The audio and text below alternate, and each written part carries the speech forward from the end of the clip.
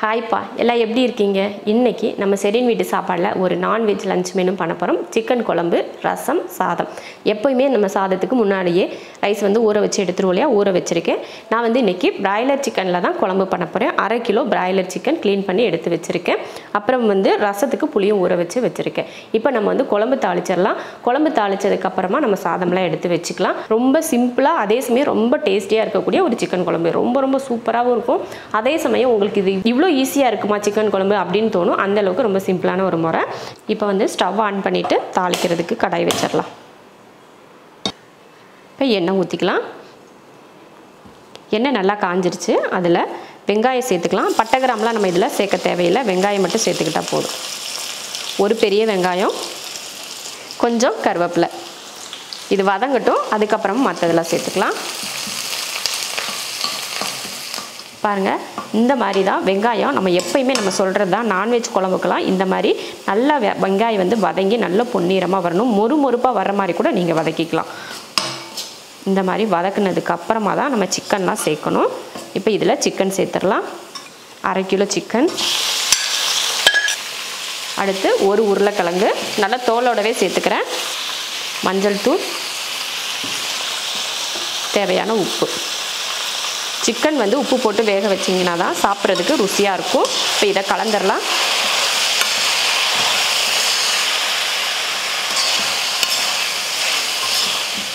அடுத்து ஒரு தக்காளி, ஒரே ஒரு தக்காளி, ஒரு மீடியம் சைஸ் தக்காளியாக ஒரு தக்காளி. இப்போ இதை நல்லா கலந்து மூடி வச்சிடலாம். இப்போ நல்லா கலந்து விட்டதுக்கப்புறமா மூடி வச்சிடலாம். இப்போ சிக்கன் போட்டு உருளைக்கிழங்கு போட்டு தக்காளி போட்டு மஞ்சத்தூள் உப்பெல்லாம் சேர்த்து நல்லா கலந்து விட்டாச்சு. இப்போ சிக்கன் வந்து நல்லா தண்ணி விட்டு வேகும். வெந்ததுக்கப்புறம் பார்த்திங்கன்னா ஒரு எண்ணெய் பிரிஞ்சு வரும். அந்த வெந்து தண்ணியெல்லாம் வற்றி எண்ணெய் பிரிஞ்சு வரும். அந்த டைமுக்கு அப்புறமா தான் நம்ம மசாலா சேர்க்கணும். அது வரைக்கும் நம்ம சிக்கன் வந்து நல்லா வதங்கி வரட்டும். அதுக்கு எப்படி கிட்டத்தட்ட ஒரு 10 நிமிஷம் கிட்டையாச்சும் ஆகும் அந்த மாதிரி வதங்கி வர்றதுக்கு. அதனால் இப்போ நல்லா வெந்து வரட்டும். அதுங்களே நம்ம ரசத்துக்கு கூட ரெடி பண்ணிடலாம். ரசத்துக்கு நான் புளி எடுத்து ஊற வச்சுருக்கேன். புளியில் வந்து ஒரு டவுட் கேட்டிருந்தாங்க. புளி ரசத்துக்கு வந்து புளி சேர்க்குறீங்க, அது சின்ன நெல்லிக்காய் சைஸா பெரிய நெல்லிக்காய் சைஸா அப்படின்னு கேட்டிருந்தீங்க. பெரிய நெல்லிக்காய் சைஸ் பார்த்துக்கோங்க. இது நம்ம பெரிய நெல்லிக்காய் இருக்குது பார்த்தீங்களா, அந்த நெல்லிக்காய் சைஸ் தான் புளி எடுத்திருக்கேன். அதையே இப்போ நம்ம கரைச்சிடலாம். புளியை கரைச்சி அதோட சக்கையை வந்து எடுத்ததுக்கப்புறமா தக்காளி கரைச்சிடலாம். இது போல் 2 தக்காளி எடுத்திருக்கேன், கரைச்சிடலாம். நீங்கள் ரசத்துக்கு வந்து ஒன்று தக்காளி அதிகமாக போட்டு செய்கிறதா இருந்தால் புளியை வந்து நீங்கள் கம்மி பண்ணிக்கணும். அதே போல் புளி கொஞ்சம் அதிகமாக போட்டு செய்கிறீங்கன்னா தக்காளியை வந்து நீங்கள் கம்மி பண்ணிக்கிட்டிங்கன்னா உங்களுக்கு ரசம் வந்து டேஸ்ட்டாக இருக்கும். நான் வந்து கொஞ்சம் புளி அதிகமாக இருக்கிறதுனால தக்காளியை வந்து கம்மி பண்ணிட்டேன். தக்காளியும் புளியும் கரைச்சாச்சு. நம்ம சிக்கன் வந்து வெந்துட்டுருக்கு. அதை ஒரு டைம் கிளறி விட்டுறலாம். பாருங்கள், இந்தளவுக்கு இப்போவே வதங்கி வந்துடுச்சு பார்த்தீங்களா. இன்னும் ஒரு 3-4 நிமிஷம் இருந்துக்கிட்டாலே போதும். மறுபடியும் மூடி வச்சிடலாம். அது இருக்கட்டும். நம்ம ரசத்துக்கு தட்டி எடுத்துக்கலாம். ரசத்துக்கு 1/2 ஸ்பூன் மிளகு, 1/4 ஸ்பூன் சீரகம், ஒரு 6-7 பூண்டுப்பல். இப்போ இதை தட்டி எடுத்துடலாம். புளியும் தக்காளியும் கரைச்சி எடுத்துட்டோம். ரசத்துக்கும் தட்டியாச்சு. இப்போ ரசத்துக்கு வந்து நம்ம ரெடி பண்ணிட்டோம். சிக்கனும் பார்த்திங்கன்னா நல்லா வதங்கிருச்சு. இப்போ இதில் நம்ம மசாலா சேர்க்குறதுக்கு முன்னாடி கலந்து விட்டுட்டு சேர்த்துக்கலாம். பாருங்கள், நல்லா வதங்கி அதில் இருக்க தண்ணியெல்லாம் வற்றி எண்ணெய் மட்டும் இருக்குது பாருங்கள். இந்த டைமில் நம்ம மசாலா பொடி சேர்த்துக்கலாம். மல்லித்தூள் சேர்த்துக்கலாம். 1 2 3, இதில் 3 ஸ்பூன் மல்லித்தூள். மிளகாத்தூள் 1 ஸ்பூன் 1.5 ஸ்பூன் அளவுக்கு சேர்த்துக்கோங்க. கரம் மசாலா தூள் 1/4 ஸ்பூன். இதை கலந்துருவோம்.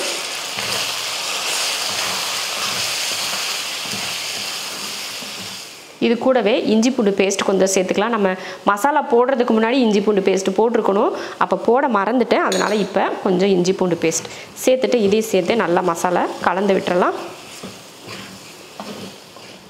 இஞ்சி பூண்டு பேஸ்ட்டு போட்டதுக்கப்புறமா மசாலா கூட சேர்த்து ஒரு 2 நிமிஷம் கிட்ட நான் வதக்கிட்டேன். வதக்கினதுக்கப்புறமா இப்போ தண்ணி சேர்த்துடலாம்.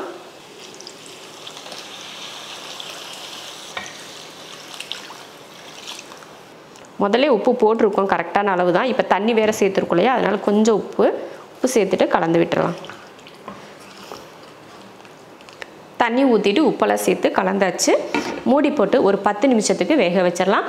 அதுக்குள்ளேயே நம்ம சாப்பாடை ஒரு அடுப்பில் வச்சு விட்டுட்டோம்னா ரெண்டுமே கரெக்டாக வெந்து வர கரெக்டாக இருக்கும். லாஸ்ட்டில் நம்ம ரசம் தாளிச்சிக்கலாம். ஏன்னா ரசத்துக்கு நம்ம எல்லாமே ரெடி பண்ணி வச்சுருக்கோம். தாளிக்கிறது மட்டும்தான், அது சீக்கிரமே முடிஞ்சிடும். இப்போ சாப்பாடு வச்சு விட்றலாம். அரிசி வந்து கழுவி எடுத்தாச்சு. நான் இதில் எப்பயும் போடுற மாதிரி 1.5 படி அரிசி போட்டு அதில் தண்ணி சேர்த்துக்கிறேன்.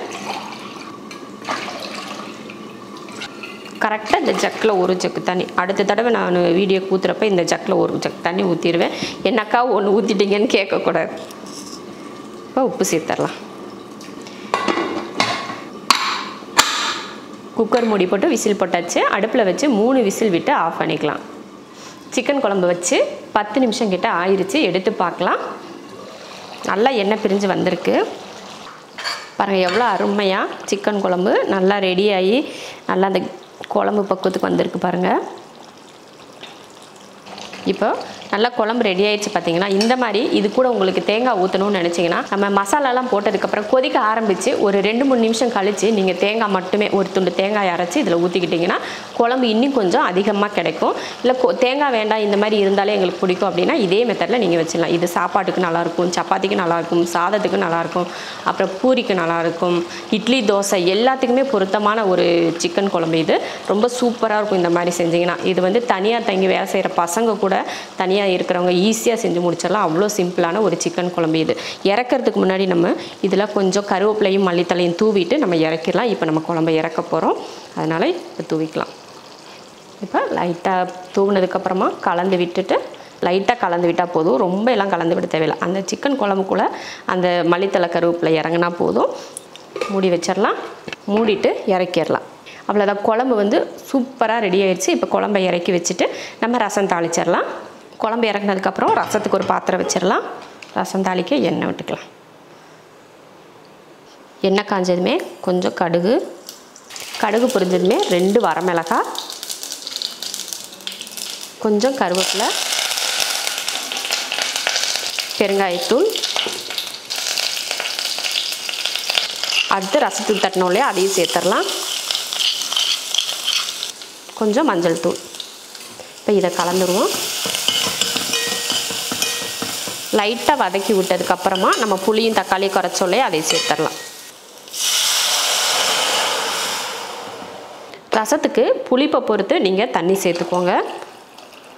தண்ணி சேர்த்ததுக்கப்புறம் மல்லித்தலை, தேவையான உப்பு. ரசம் வந்து தாளித்து விட்டாச்சு, உப்பும் போட்டாச்சு. புளிப்பை பொறுத்து நீங்கள் தண்ணி சேர்த்துக்கலாம். இப்போ ரசம் வந்து நுரக்கட்டி ஒரே ஒரு கொதி வர ஆரம்பிக்கும் பார்த்தீங்களா, அந்த மாதிரி கொதி வர்றப்போ நம்ம அடுப்பை ஆஃப் பண்ணிக்கலாம். இப்போ கொதி வரட்டும். பாருங்கள் ரசம் வந்து கொதிக்க ஆரம்பிச்சிருச்சு. இப்போ அடுப்பை ஆஃப் பண்ணிடலாம். சூப்பரான ரசம் ரெடி ஆயிடுச்சு. இப்போ சாப்பாடும் விசில் வந்து ஆஃப் பண்ணியாச்சு. சிக்கன் குழம்பும் ரெடி ஆயிடுச்சு, ரசமும் ரெடி ஆயிடுச்சு. இப்போ வந்து நம்ம பரிமாறிக்கலாம். சிக்கன் குழம்பு, ரசம், ஈஸியான சிக்கன் குழம்பு ரசம் சாப்பாடு பண்ணிட்டோம். ரொம்ப ரொம்ப சிம்பிளாக இருக்கும். இந்த மாதிரி நீங்கள் நான்வெஜ்ஜில் ஒரு சிக்கன் குழம்பு செஞ்சு பாருங்கள். ரொம்ப அருமையாக இருக்கும் ருசி. இதே போல் செஞ்சு பார்த்துட்டு எப்படி இருக்குன்னு சொல்லிட்டு கமெண்ட்டில் சொல்லுங்கள். பிடிச்சிருந்தால் லைக் பண்ணிவிட்டு ஷேர் பண்ணிவிட்டு நம்ம ஷெரின் வீட்டு சாப்பாடு சேனலை சப்ஸ்கிரைப் பண்ணி பக்கத்தில் இருக்க பெல் ஐக்கானை கிளிக் பண்ணி வச்சுக்கோங்க. இப்போ சாப்பிட போகலாம்.